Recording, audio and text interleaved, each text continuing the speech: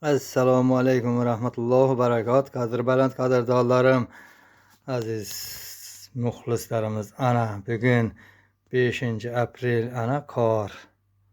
Ana tashqarida qorlar hali erigani yo'q. Ana havo bulut. Mana shunday manzara. Ana u yoqlarda ham qor. Ana tashqarida qor bo'lgani bilan xonamizda ana ko'kalamzor. Mana sizga botring, pomidor, ukrop, ana narsalar ekilgan. Ana shular ko'karsa kelaverasizlar yeyishga. Pishib qolsa demoqchi edim. Вот зеленые огурчики, помидорчики, петрушки.